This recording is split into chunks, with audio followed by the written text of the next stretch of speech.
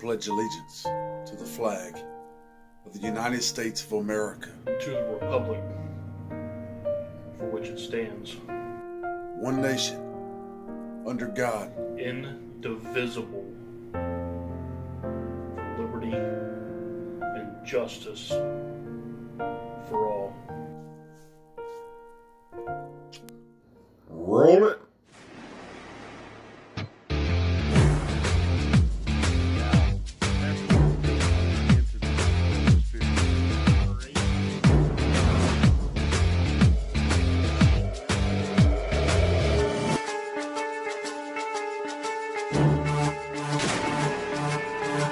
Welcome to The Point.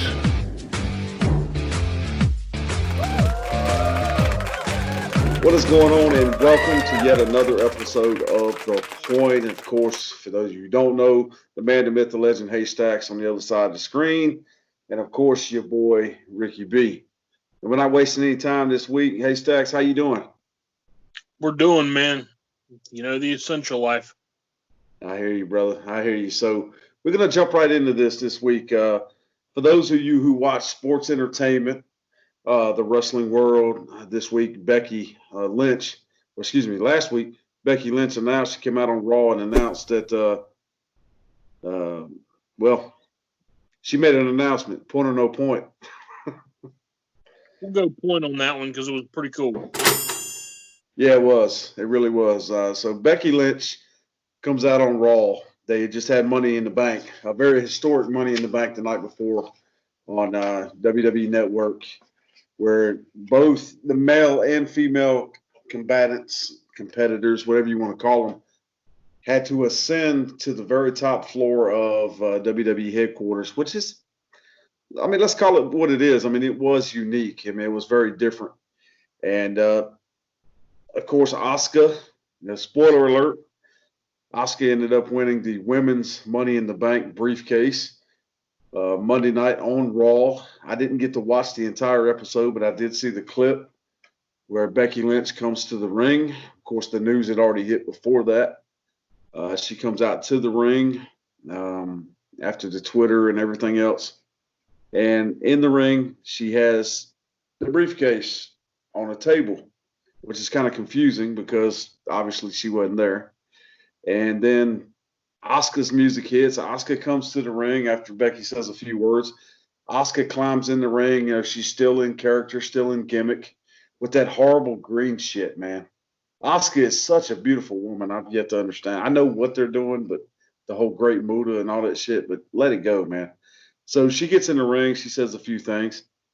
And Becky gets on the microphone and says, last night, you thought you were climbing to the top of the headquarters to get this briefcase because there's a championship contract.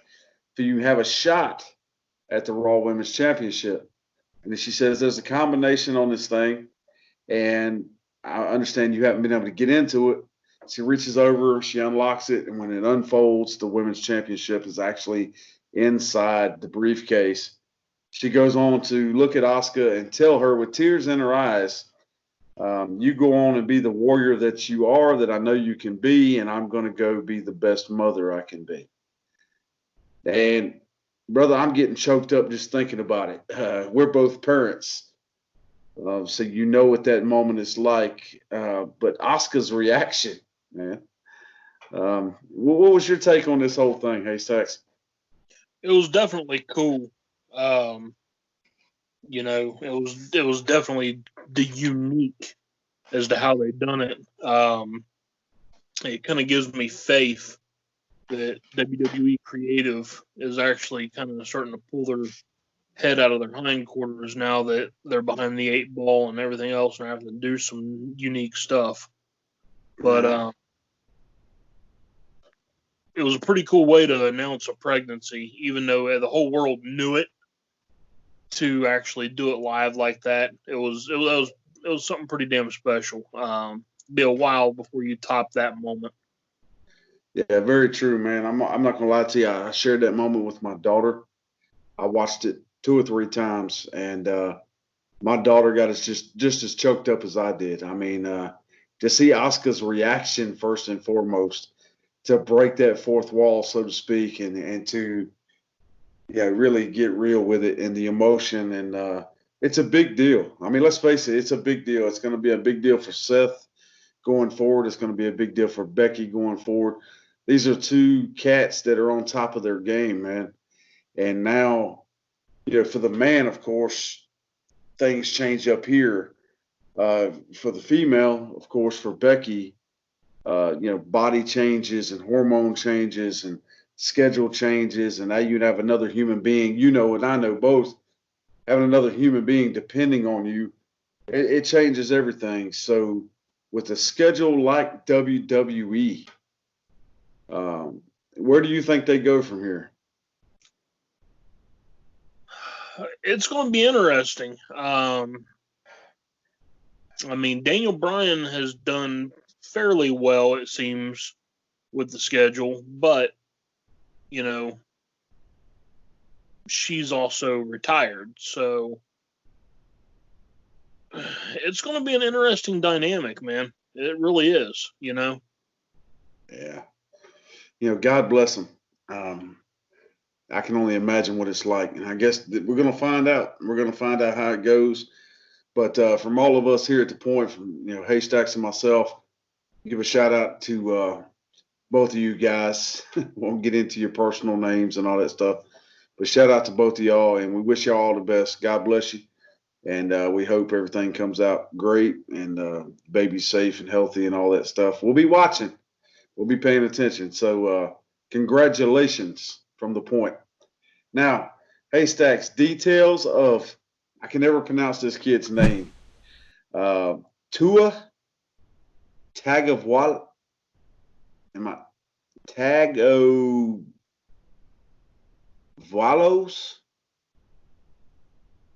not 100% sure myself. I've looked it up. I believe it's Tua Tagovailoa. Son of a biscuit. Tua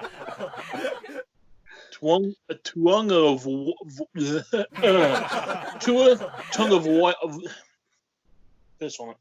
Everybody watching, I'm sure, knows what the hell we're trying to say. Tua, sorry, brother, we ain't trying to butcher your name. But details of Tua's first NFL contract has been released. Tagovailoa.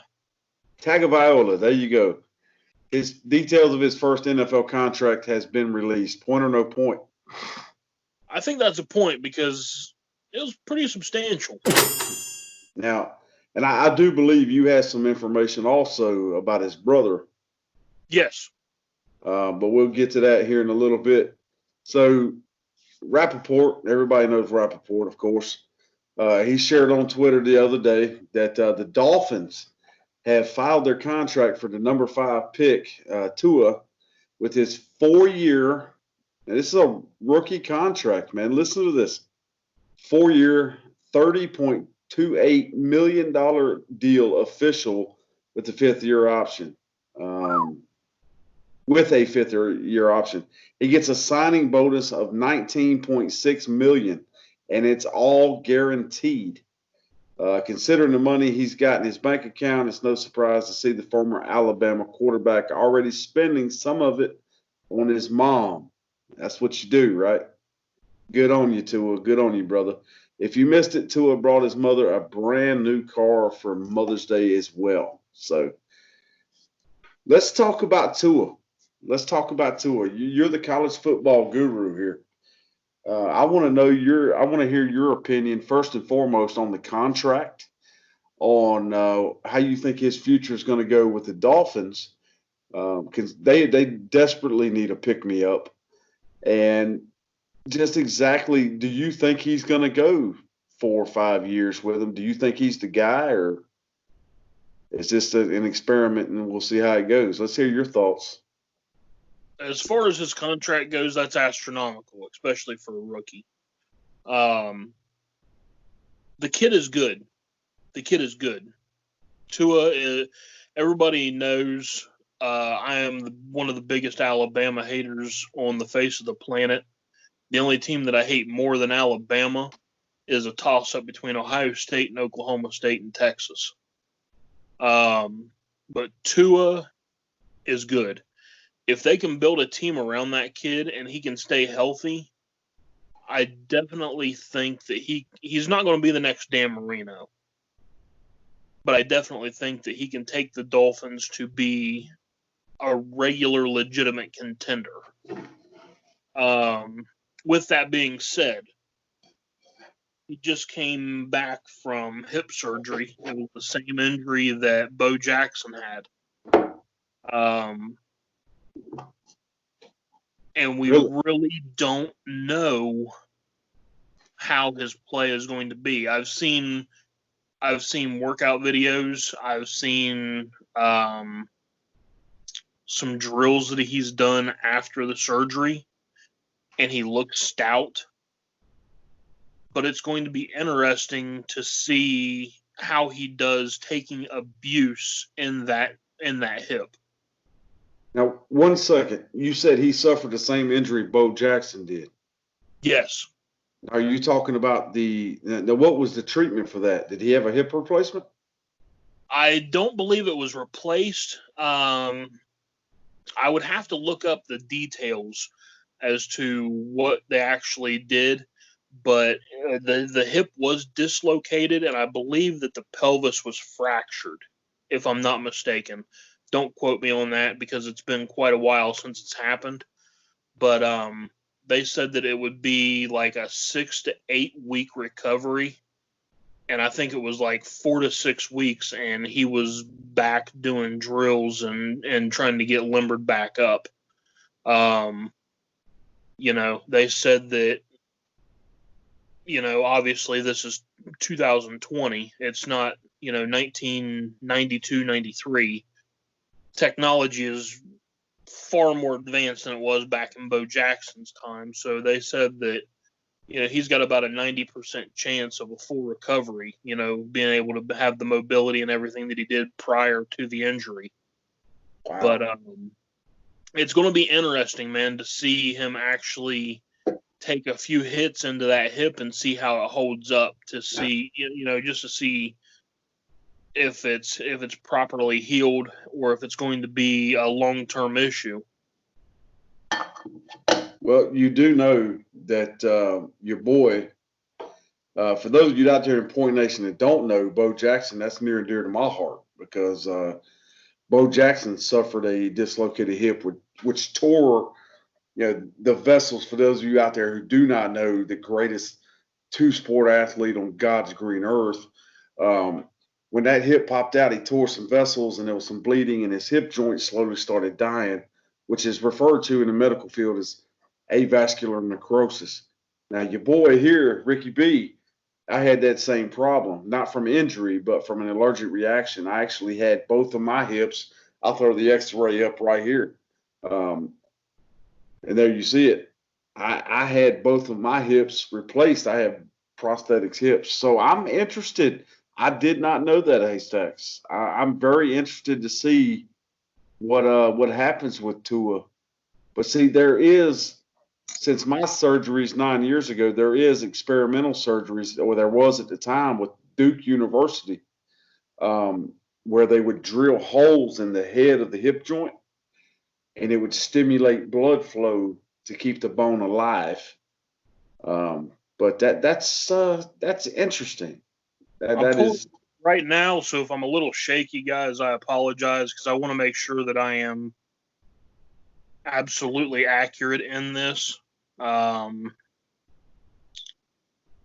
me just a second. It's right now. You're not shaky. We got you clear as a bell. So surgeon's expert insight on dislocated hip surgery, rehab, future outlook, and more. He suffered a devastating hip injury. The injury was a dislocated hip with a fracture to the posterior wall. Right. So I'm assuming that is the pelvis, near the rear of the pelvis. Yeah, that's going to be towards the back of the joint, where the hip. It occurred with 3 minutes and 1 second remaining before halftime against Mississippi State.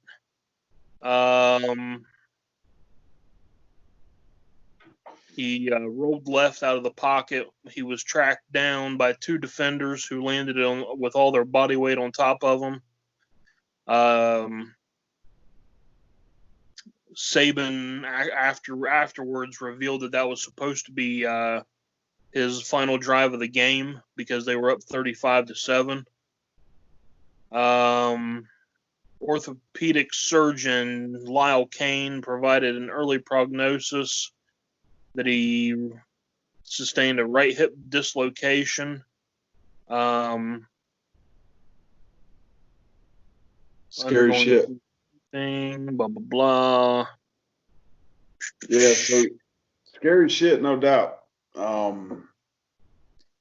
So all that being said, with that going on for this contract, that means that somebody's got a lot of faith in him.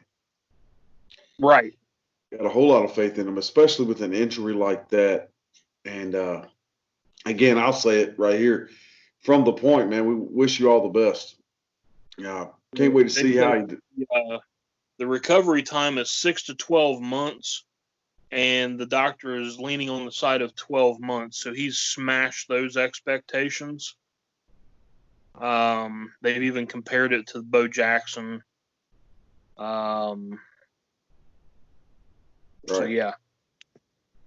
Yeah, hey, so we'll see how he does. That's a hell of an injury. I know with the I know when I had my hip replacements, it was I'm the kind of guy who I watch everything. And I know this wasn't a hip replacement, but I'm the kind of guy who I watch everything going into it, and I watch it, research it, so I know everything about it, so I can kind of put my mind at ease before I go in. And from the stuff I was watching, it was kind of outdated. So I was expecting a lot more. But the technology, and again, we're talking almost a decade ago now, the technology when I went in was literally, I have an incision this big on each ass cheek, on each side of my hip. And they literally just they spread everything. They don't cut the muscles, at that time. And, man, they did an excellent job. I mean, without technology, I'd be in a wheelchair. So I can only imagine where technology is now, especially with a high-profile athlete. So, man, wow. So, Tua, get her done, baby. We'll be watching. So, next up, point or no point, Haystacks. The Jets and Dolphins will make weird NFL history thanks to a scheduling quirk this upcoming season. Point or no point? Hell, that's a point, I guess. It's going to be a short story. All right.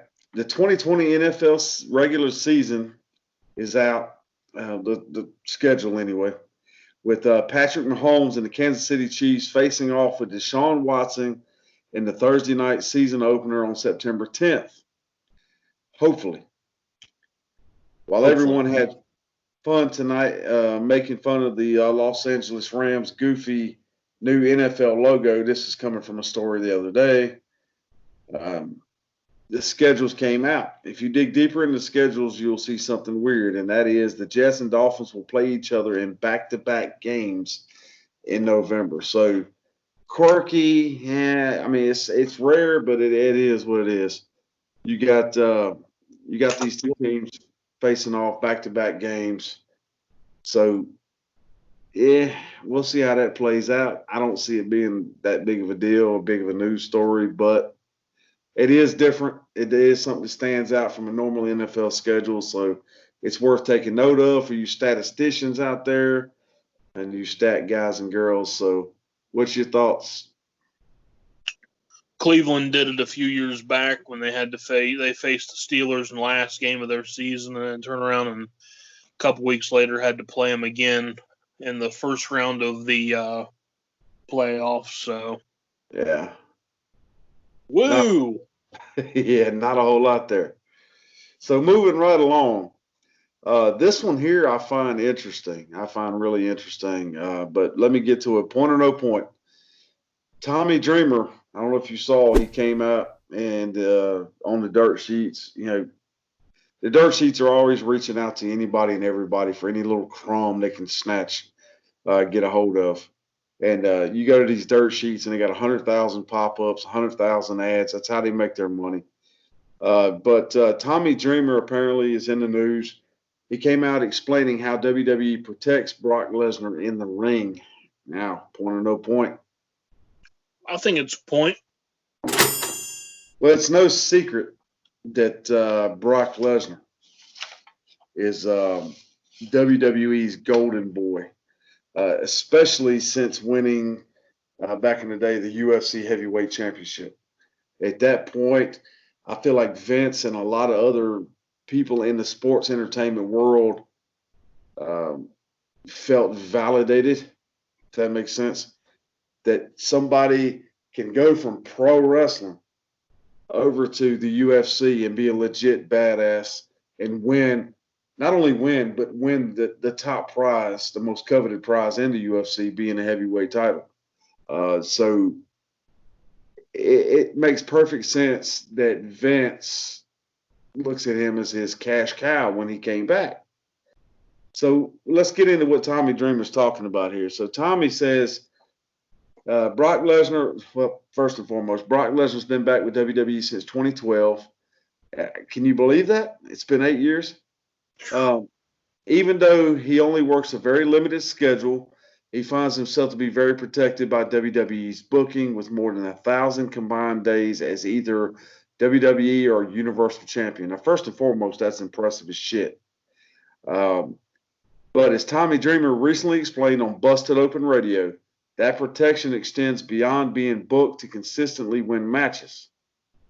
Of course, we know the outcomes and everything. It's an orchestrated, everything like that. But according to former ECW champion Dreamer, he was instructed way back in as early as the early 2000s to never even attempt to try and pick Lesnar up off his feet.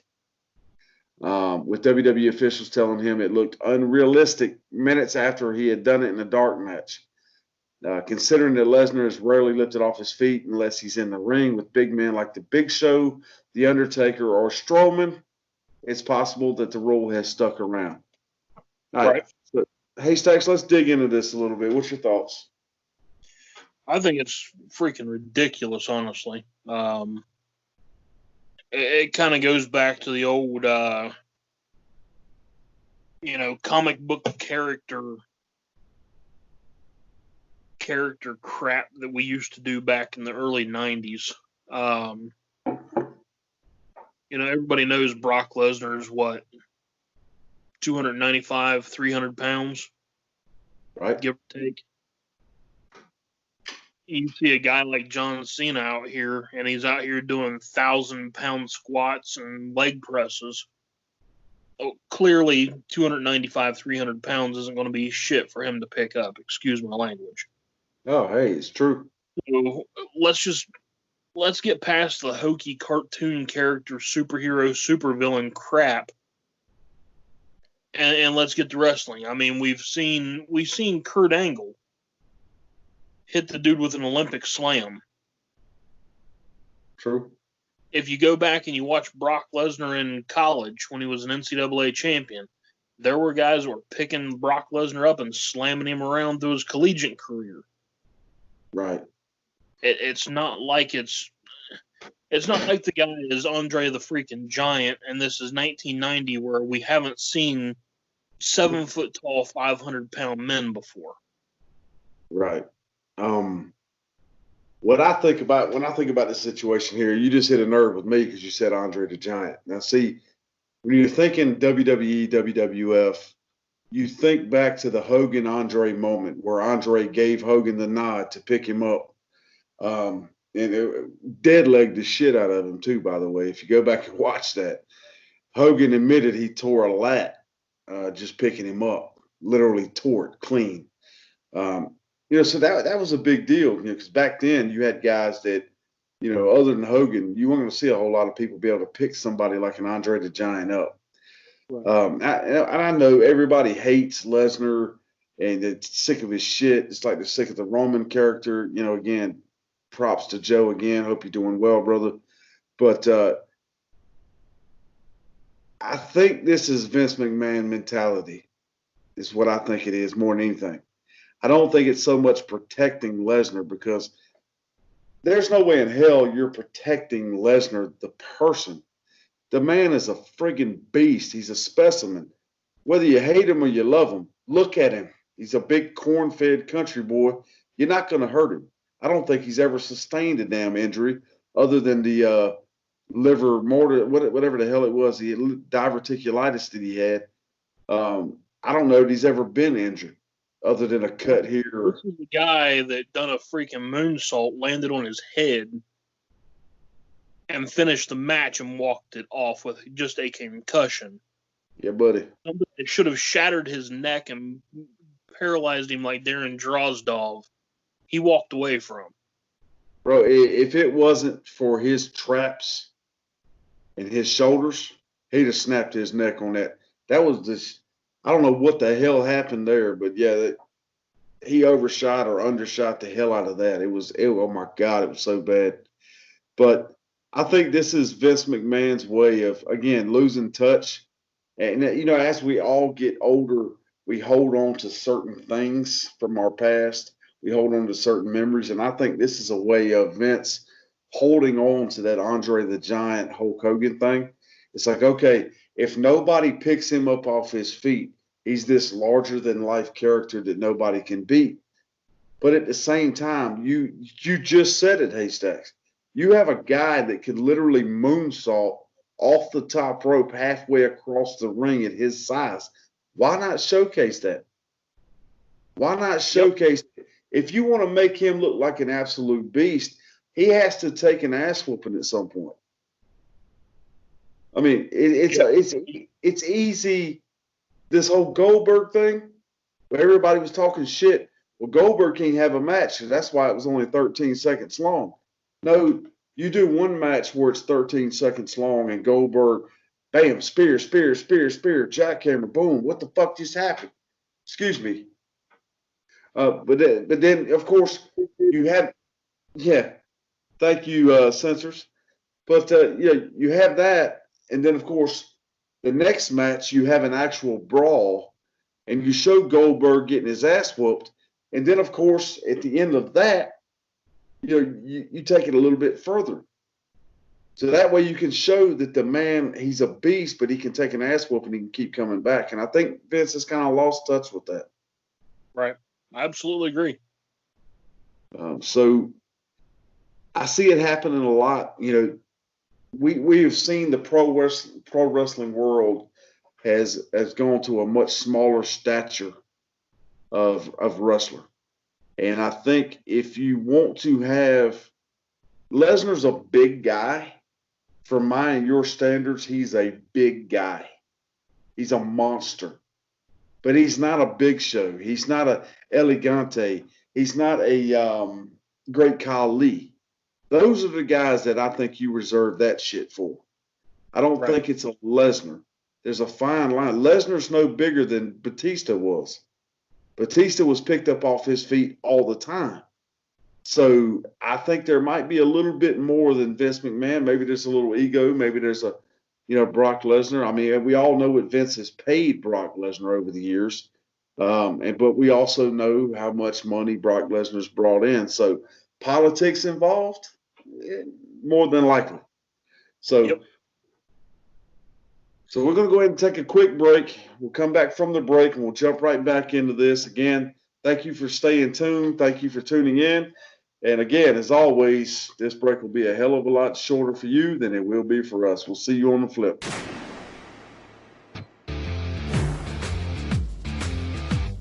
Join us next week for another action-packed episode of The Point.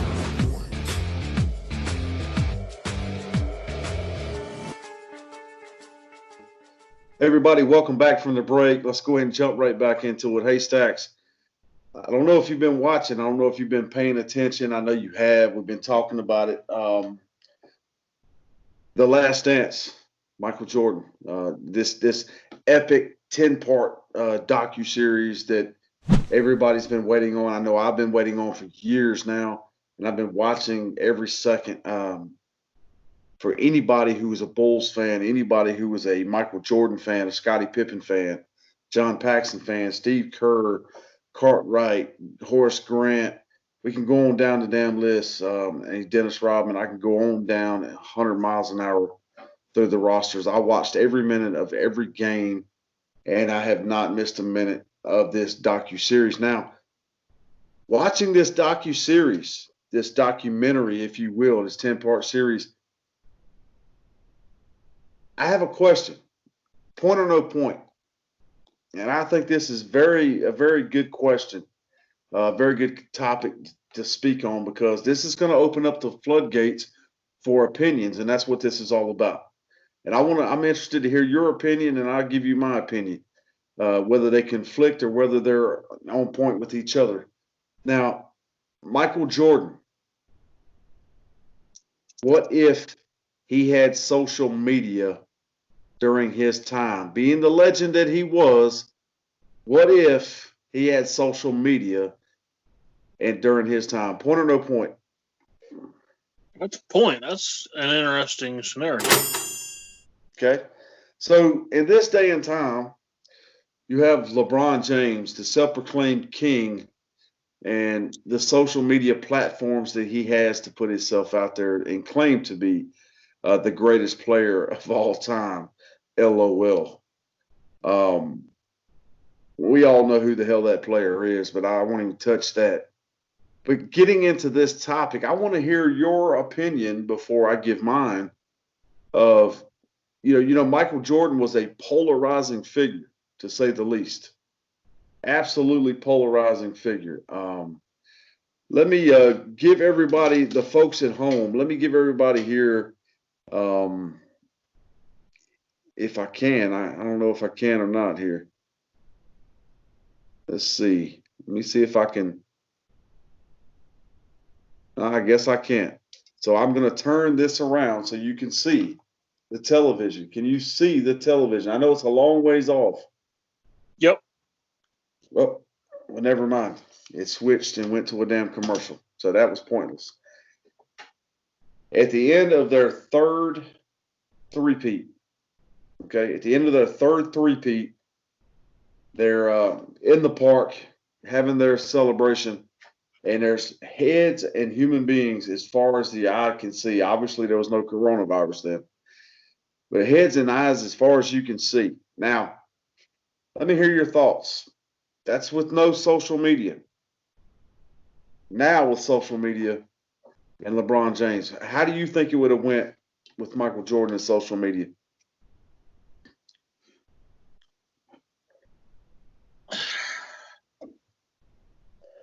It's interesting. It's an interesting thought because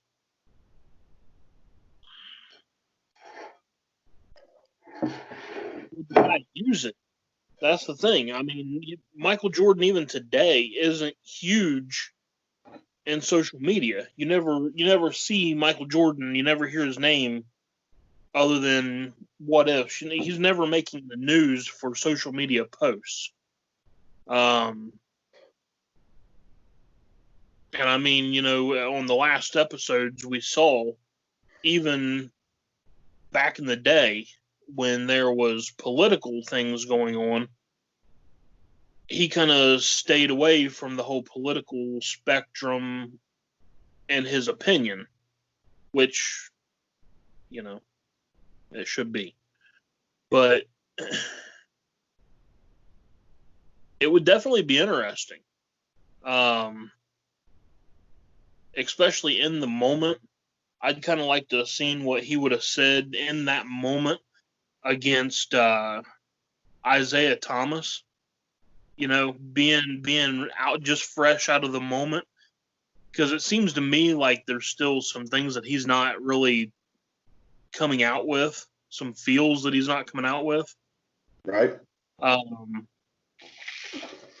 Yeah, I think it'd be kind of interesting with a few of these guys, the Karl Malones, the Charles Barkleys, right fresh out of the game, the trash talk that would have went on between all those guys, and really saw in the moment true feelings being discussed. Well, here's my take on the whole thing, because I have two takes. Actually, I have 2 points here.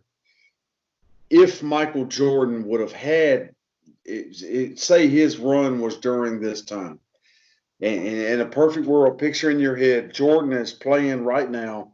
He has Twitter, he has Facebook, he has Instagram, he has all the hundreds of other social media platforms. First and foremost, let me say, he was polarizing as hell without all of that. Right. LeBron James has needed all of that to be as popular as he is, because he is overly political and feels like many athletes entitled these days, that because they're an athlete, they somehow are a politician, that they somehow know what policies are and should be, and they think it's okay to, speak their piece on it. And LeBron has said outwardly in post-game press conferences that he is the greatest player in the world, period. Not the greatest player currently, but the greatest player in the world. Now, I take offense to that. I'm sure MJ takes offense to that. But my two takes on this subject are, one possibility is that Michael Jordan would have been 10 times more polarizing, because I don't know Michael Jordan personally, but I know enough of him to know that he would have been smart about it. And I'm also smart enough to know that these people aren't necessarily handling their social media accounts today on their own. They have a team that does that. And a lot of times, for those of you out there who actually think some of these people are actually posting this shit, they usually have a team that's designated for that. They just give the approval and somebody does it for them. Now, you have a lot of people that do, and they post stuff from time to time. But I believe Michael Jordan he's a less is more kind of guy. And I think he would have probably handled it with a little bit more grace than most, being that he is Michael Jordan and the greatest player of all time. But on the other end of the spectrum, I guess that's both points in one, is that he would have been 10 times more polarizing. But on the flip side, here's my thing.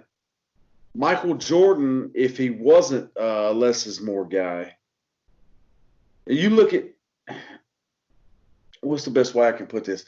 Less is more. That's what I'm trying to say. Less is more. The more you put yourself out there and the more you water yourself down. I can put it to you real plain and simple.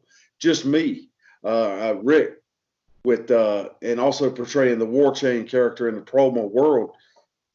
I can get off of Facebook completely for a month, and I can reactivate my Facebook, and I can post two things, and people will jump all over it, because it's like, oh, he's back, blah blah blah blah blah. Within a week, nobody's paying no attention to me whatsoever. You know what I mean? I post something, it's like, people, and I don't post it for likes and all that stuff. I post it because I like it, or I think it's funny or whatever.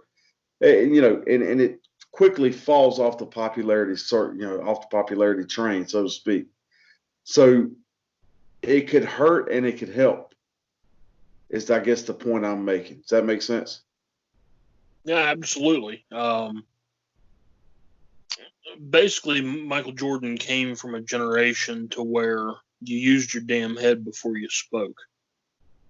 You didn't just, you didn't see something on the news and all of a sudden you speak your opinion and then you look like a complete jackass 3 days later when your opinion was completely dead ass wrong. And then here you are standing there having to apologize for you opening your mouth for being an idiot without getting the facts. Back then, we got the facts. We spoke our mind. If anybody didn't like it, we were actually adults.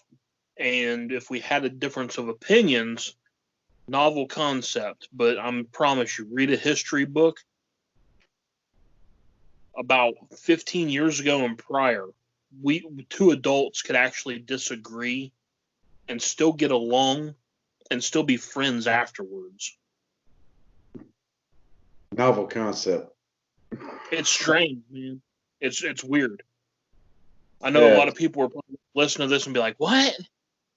You can like somebody because they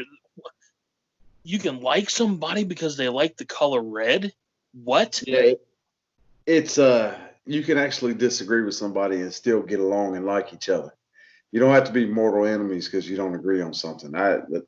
Anyway, I thought that was an interesting concept to throw out there to everybody. Can you Yeah. imagine Michael Jordan and Larry Bird, and Magic Johnson having social media accounts and what that would have been like? So I guess we'll just have to wonder, just kind of like, if Kobe and Jordan ever played a game of one-on-one behind closed doors, or LeBron and Jordan playing one-on-one, or Vince Carter. Yeah, we can go on and on and on. But next, for sake of time, we spend a lot of time on that, and rightfully so. But let's move on to the next one.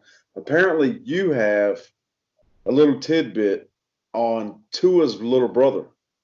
Yes. I guess I could ask you this time, point or no point.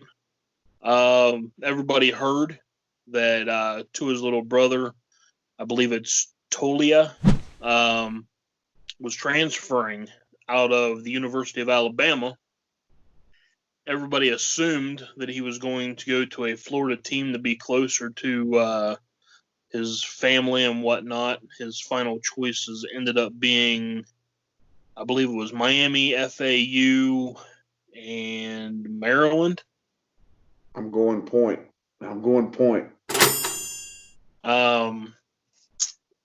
Like I said, his final three that they were discussing was FAU, Miami, and Maryland, and everybody automatically assumed he's going to go to the University of Miami, to be closer to his mom, be closer to his dad, closer to his brother, be in the state of Florida, this, that, and the other. And this kid shocks the world and picks Maryland to transfer to.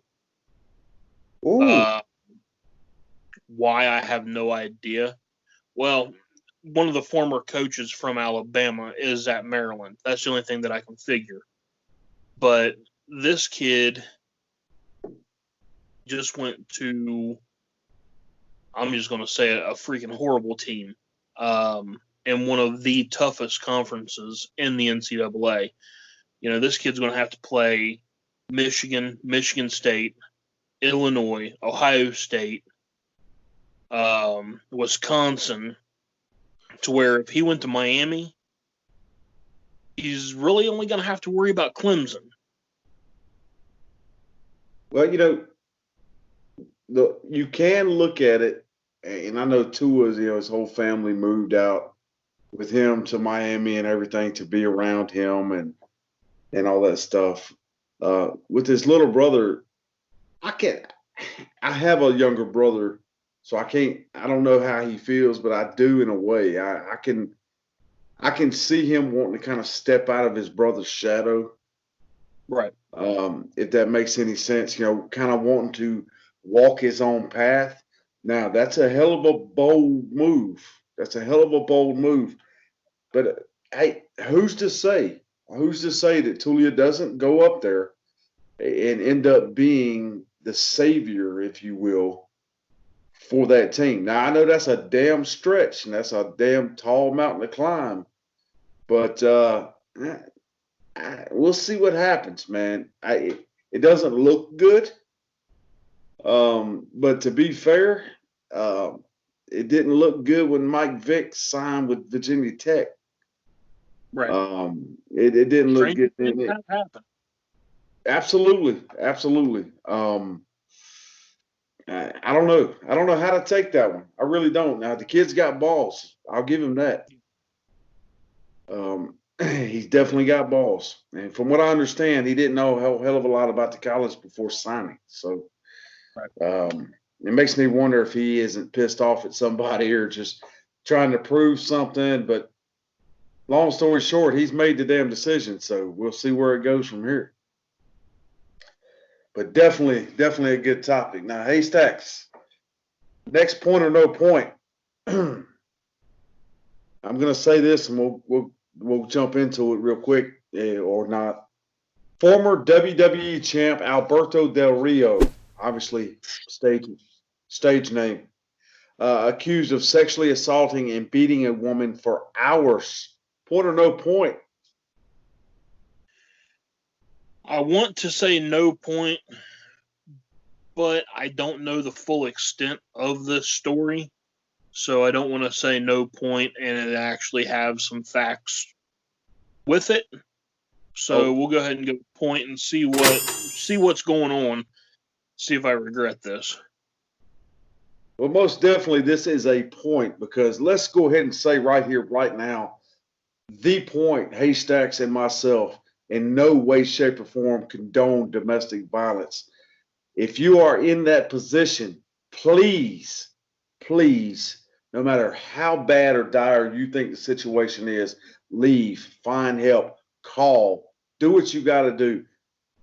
Pick up the phone, dial 911, and hang up. Anything and everything you can do. If you need help, you hit us up at pointiswhat@gmail.com. I would bend over backwards. I would do whatever I can for you, male, female, whatever your gender is. I will do anything I can for you, and I know Haystacks will as well, to get you the hell out of that situation. This is disgusting, Haystacks. This scenario is disgusting.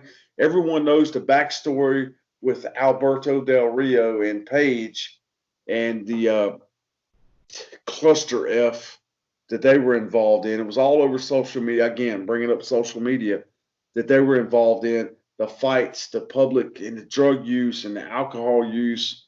We all know how alcohol especially is rampant in the wrestling community. But let me read you some details of this latest case, okay?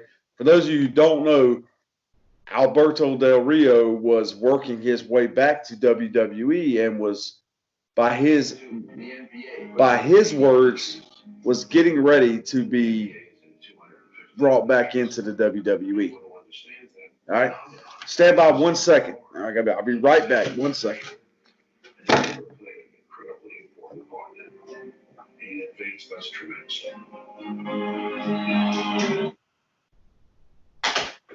Like some technical difficulties there. All right, my apologies. It sounded like some technical difficulties. That is a television going in the background. So Alberto Del Rio was working his way back to WWE, at least by his own words, that he was getting ready to come back and sign a contract and all this other stuff. But obviously that will not be happening now, even if there was true. So let me tell you what's going on. According to an affidavit for Del Rio, his real name, of course, Jose Rodriguez, Chuquan, he's 42 years old, gave graphic detail of this most recent incident. The most recent incident took place on May 3rd when Rodriguez Chuquan accused the victim of being unfaithful. She claimed he became angry when she wouldn't admit to being, to the infidelity. So he slapped her across the head, slapped her again, then took her downstairs to the bedroom, slapped her 8 more times. And according to the arrest paperwork, the victim alleged he made her put on a dress and dance for him, but she refused, prompting him to warn her not to cry or he'd take her son and drop him off in the middle of the road somewhere. Police said Rodriguez Chuquan then tied the woman's hands with boxing straps, put a sock in her mouth, and sexually assaulted her for several hours using various objects. According to investigators, he also punched her in the back during the assault, causing visible injuries. The victim told detectives she does not remember much after he placed his hand around her throat. Wow. Thoughts?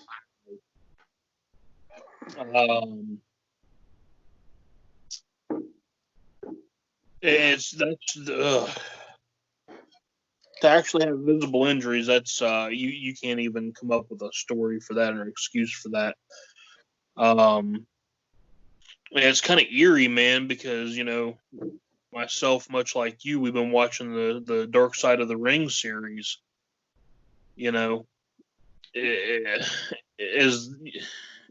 Does he have Ben Wall syndrome?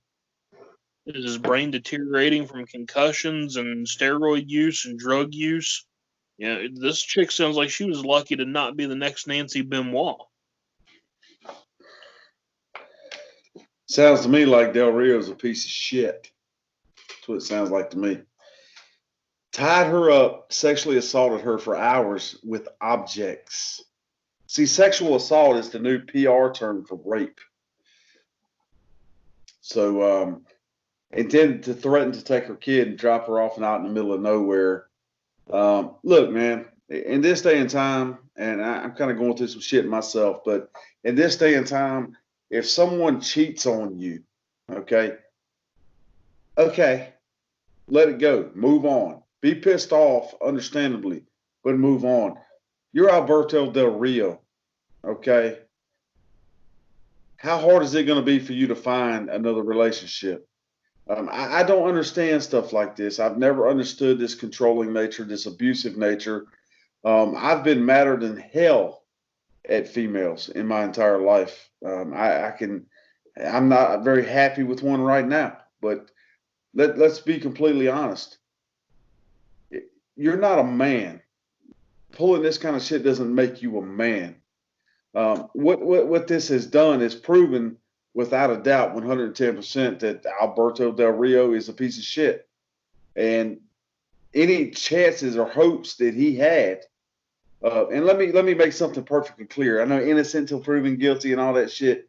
Let me tell you something. From my experience, it's an affidavit. All right, he wouldn't have been charged unless this shit happened. These are facts of the case, okay? Been there, done that, next.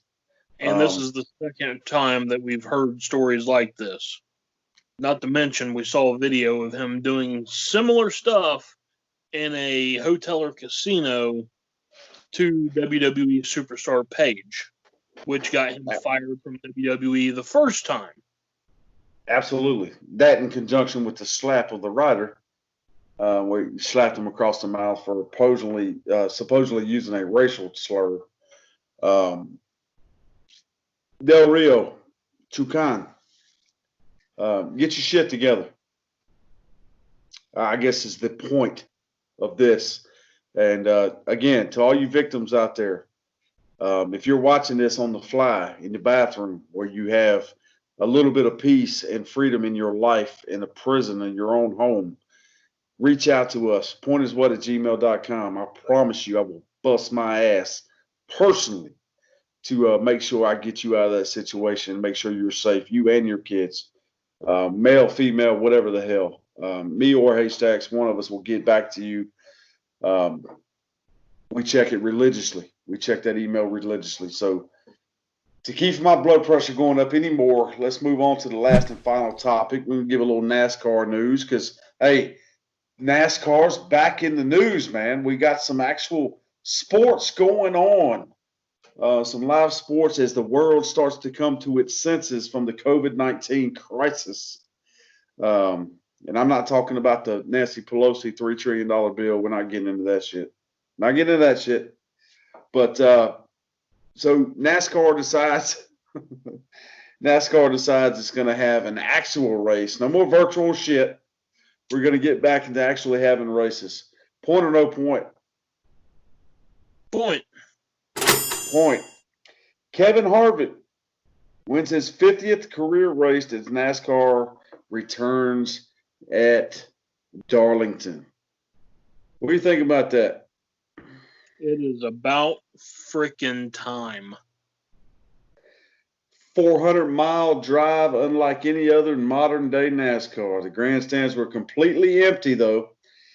There wasn't a single tailgate inside the track. Everyone wore face coverings, some with the team logos, other opting for plain disposable medical masks. It was nothing close to the corporate sponsorship, pomp, and patriotic circumstance, traveling circus that usually symbolizes NASCAR. However, Harvick pulls out his 50th career win at this, let's face it, historical race. It was historical. I mean, because with everything going on, this is a big deal. It's going to be something be talked about for years and years to come. I know Jimmy Johnson said, I guess there was some bad crash. Let's see here. Let me pull it up. Jimmy Johnson says that things went horribly wrong in NASCAR race-ending crash.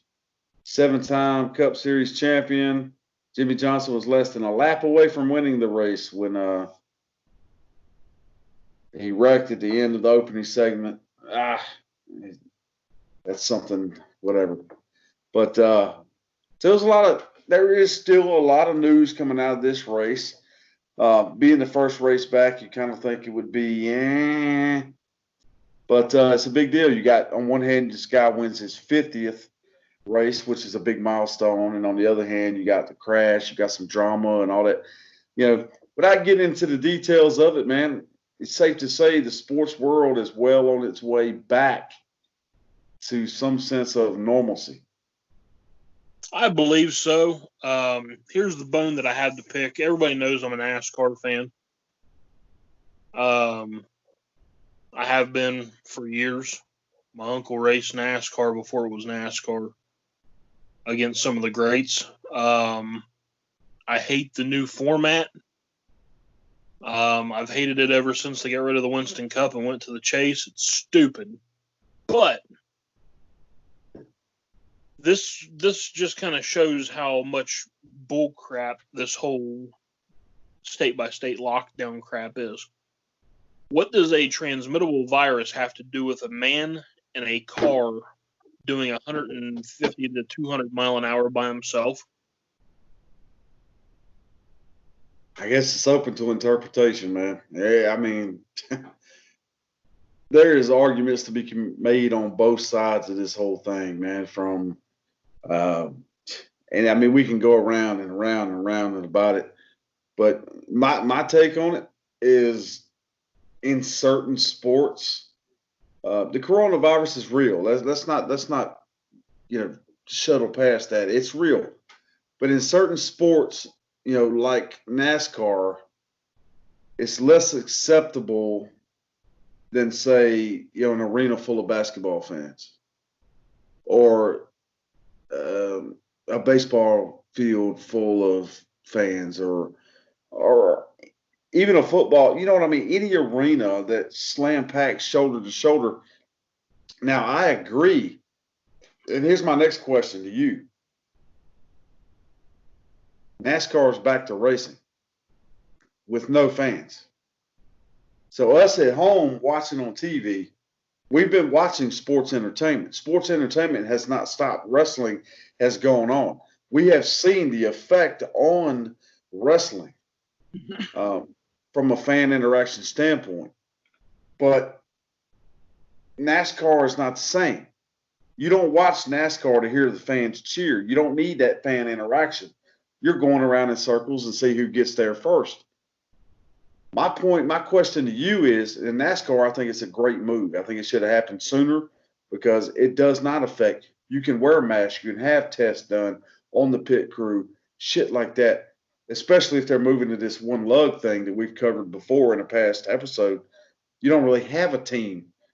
But I think NASCAR can pull this shit off. I'm not so sure. I'm kind of torn. Basketball, football, stuff like that, you can still have that stuff, but I think NASCAR can pull that shit off a little bit better, because with sports entertainment, you need crowd interaction. Not so much with NASCAR. So I think it's a brilliant move. I mean, the thing with NASCAR is if you're sitting at home and watching, they've got the cameras down on the track now, right around, all the turns in the infield, right at the start-finish line, so they can break away to that. And when those cars come by you, they have a segment now called Rev It Up. They've had it for years. But the announcers will stop talking, and it'll go strictly to the cameras on track. And those cars, when they go by, you can hear the... You can still hear the engines. The fan interaction is... You can't hear it, whether they're there or not. It's a moot point.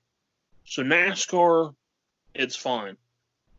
The wrestling industry, wrestling entertainment industry, absolutely needs it. Baseball, give or take, football, really, I think football would be more entertaining without fans because you could hear the impact of the hits that these guys are taking. Yeah. And you're going to hear the plays, on TV. You can kind of break down the game in your mind other than having to worry. Because honestly, I don't even pay attention to the fans whatsoever whenever I'm watching sports. I could care less if there's 80,000 in attendance or if there's a freaking pigeon sitting in the stands. I don't care about the fans. Same with basketball. Basketball, if anything, I think basketball would become more competitive because you're not going to have the fans sitting behind the backboards waving signs around trying to screw up the free throw shooters. So it's going to kind of make the game a little bit more competitive if they actually can concentrate on their game and not all that. You're going to see a lot of sports be more competitive because they can focus more on their job and their craft than 80,000 people screaming at them. Yeah, the thing with football is you have to take into account is you go somewhere like Qualcomm Stadium with the Seattle Seahawks, man, and one of the loudest arenas in the damn country, the loudest arena in the country. That affects the other team's offense. It really does affect. So, yeah, absolutely. It could become a hell of a lot more competitive because now that you don't have that advantage anymore. And, I mean, Seahawks are shit. But, anyway, you can see, even with Marshawn coming back to skittle eating ass, there's advantages and disadvantages of this whole thing. And at the end of the day, it's going to go down in history. We're going to look back on whatever sports decide to open up this year. We're going to look back in history and go, would they have won if? Would they have been that great if? Would they have had that many wins if? Would they have broke that record if? Who knows? But here's the other interesting question that I have before we kill this.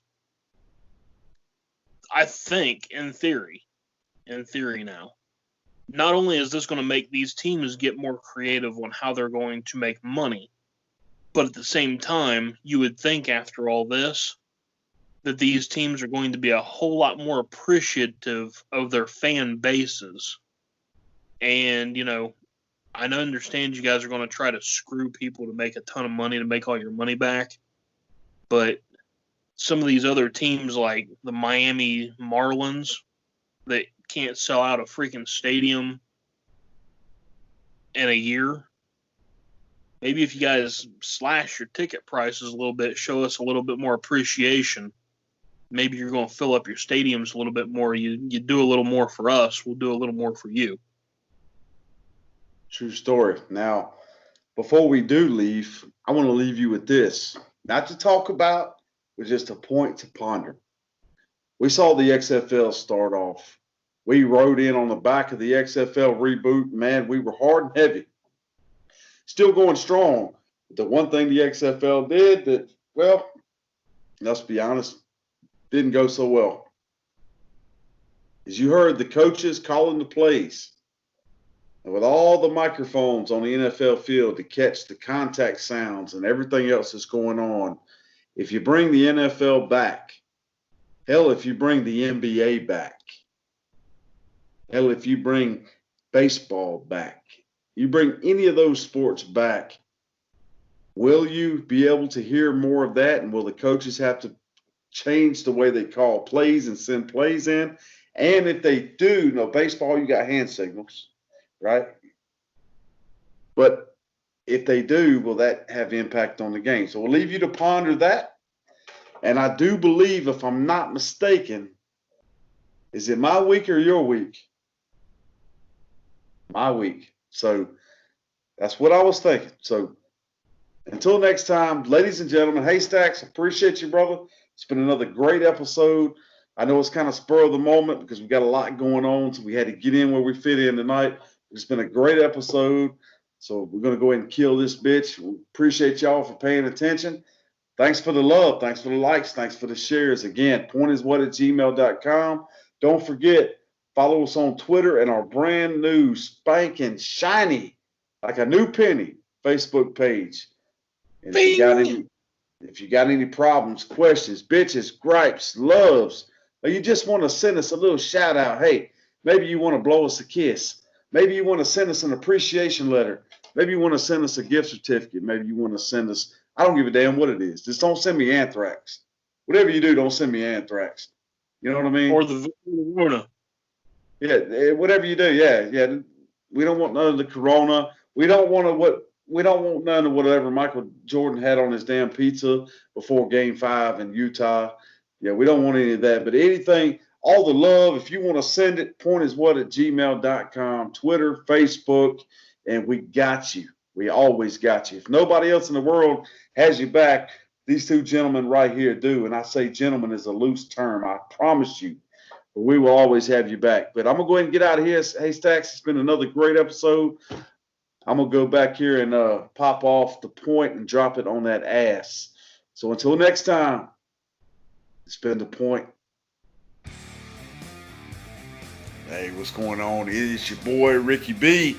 And we've come to the end of another great episode of The Point. So I'm here to drop the point on that ass. And the point is real simply put, domestic violence is never cool. There's always a way out. And while domestic violence isn't cool, rest assured that Michael Jordan is. The Last Dance has wrapped up. It's been a beautiful thing. And Michael Jordan has always been, and will always be the greatest player in the history of the National Basketball Association or any damn thing else involving a basketball. You heard that correctly. Hell, baseball, maybe not. But it is what it is. Again, domestic violence sucks. And anybody perpetrating it sucks. Pointiswhat@gmail.com, the Twitter account, the Facebook account. And if you need us, all you gotta do is hit us up. See you next week.